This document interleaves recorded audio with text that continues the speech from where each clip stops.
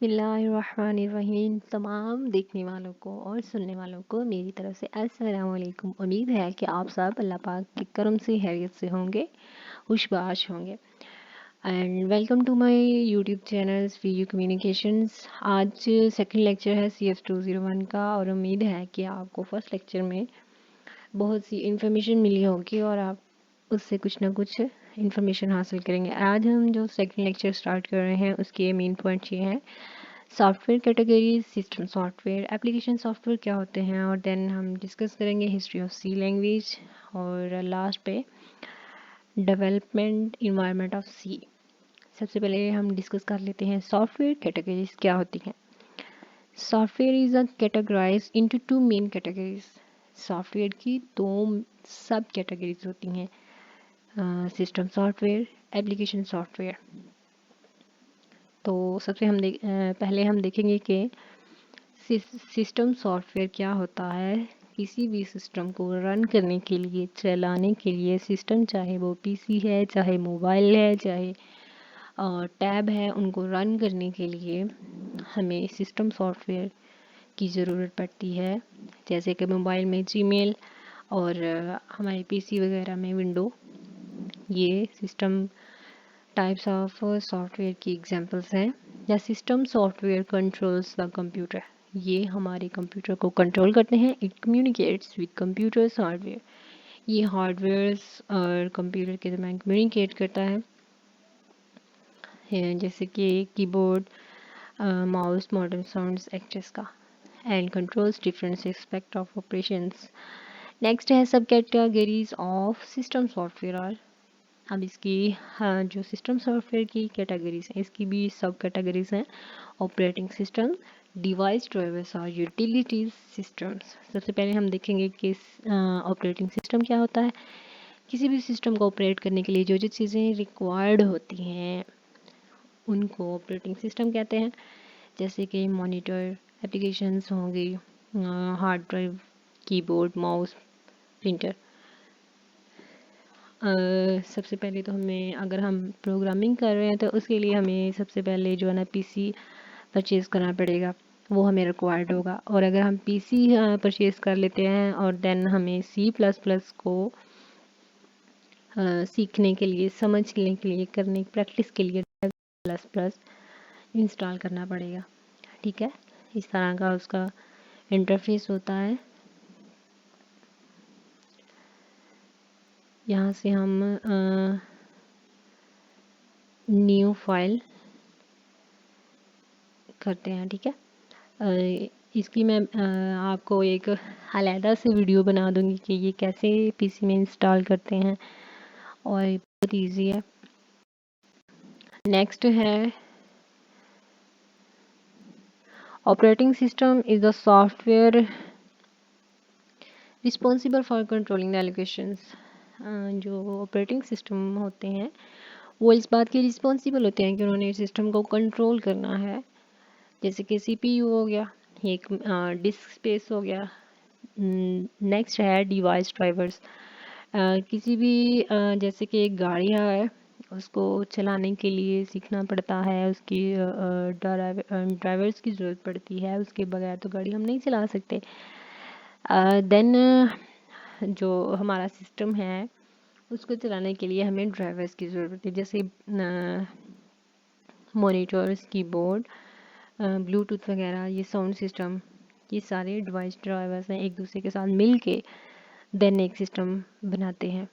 The device driver software use to communicate between devices and computer. Utility software क्या होता है? It is a program that performs a very specific task.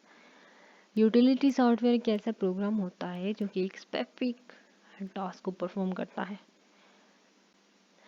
Application softwares, ऐसी applications जैसे कि MS office, हमें system में उनको install करना पड़ता है, उनको एप्लीकेशन सॉफ्टवेयर कहते हैं। ए ग्रुप और ग्रुप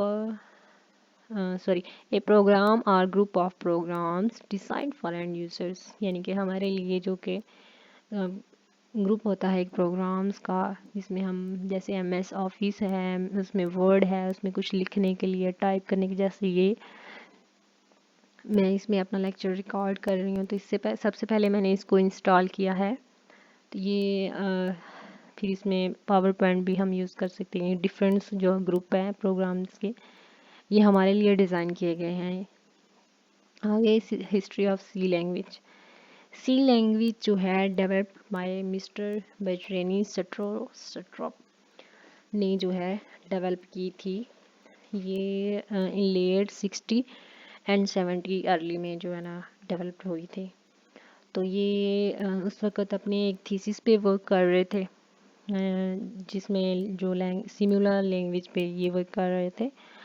देन इन्होंने 1983 में सिमुला से इन्होंने लैंग्वेज को चेंज करके सी में कन्वर्ट कर दिया। देन 1985 में इन्होंने C++ का नाम उसको दे दिया। नेक्स्ट हम डिस्कस करेंगे डेवलपमेंट इन्वायरमेंट ऑफ सी, यानी कि हम अगर प्रोग्रामिंग करते हैं, सिस्टम या हार्डवेयर को रन करते हैं, तो अब हम CS201 पढ़ रहे हैं, तो इसमें ज़ाहिर सी बात है हम प्रोग्रामिंग ही सीखेंगे। तो इसमें जितने भी कोड हम रन कर रहे हैं, कोड को ट्रांसलेट करेंगे, कोड को रन करेंगे, तो किसी भी लैंग्वेज में, तो वो लैंग्वेज जो है ना C++ होगी। तो उसके लिए हमें जिन जिन चीज़ों की ज़रूरत पड़ेगी, जैसे कि एडिटर है, जिन टूल्स की ज़रूरत पड़ेगी, सबसे पहले है editors, tools of trade as programmer we need. हमें ज़रूरत है सबसे पहले एडिट करने की, कुछ लिखने की, ठीक है। तो जैसे हमारे पास वर्ड प्रोसेसर है, यानी कि वर्ड है, इसमें हम ना लिख सकते हैं, इसको डिज़ाइन कर सकते हैं, कलर्स कर सकते हैं, छोटा बड़ा सब कुछ कर सकते हैं। लेकिन जो प्रोग्रामिंग में है ना, उसमें इस तरह नहीं होता। उसमें जस्ट हमने सिंपल लिखना है, सिंपल टेक्स्ट लिखना है। Writing a code of the program, for this purpose we need editors in which we write our program, our code, simple text में, ठीक है, उसको एडिटर कहते हैं। नेक्स्ट है compiler and interpreter. These translator हम अपनी बात को समझाने के लिए कंप्यूटर्स को जब C++ में हम लिखते हैं, हाँ जी, यहाँ जब हम अपने प्रोग्राम को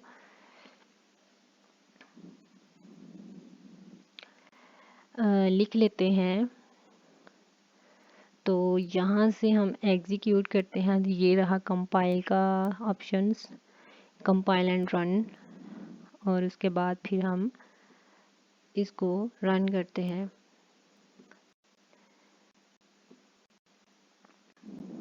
दीपक ji, translate, these translator translate our program which is written in C language into machine language. ये कंपाइलर, ये इंटरप्रेटर, ये ट्रांसलेटर हैं जो हमारे प्रोग्राम को, जो प्रोग्राम हम डेव C++ में यहाँ पे इस जो है एप्लीकेशंस में लिखेंगे, उसको ट्रांसलेट करेगा। These translators translate our program which is written in C language। ये ट्रांसलेटर के तौर पर काम करते हैं और हमारे प्रोग्राम को जो हम C++ लैंग्वेज में लिखते हैं उसको मशीन लैंग्वेज में कन्वर्ट करता है। कंप्यूटर जो है हमारी लैंग्वेज नहीं समझता, वो बाइनरी लैंग्वेज जैसे कि 1 और 0 इस तरह की मशीन लैंग्वेज ये समझेगा। और जो कंपाइलर है वो एक दफ़ा ही हमारे प्रोग्राम को कंपाइल करेगा और इंटरप्रेटर लाइन बाय लाइन करेगा। नेक्स्ट है डिबगर।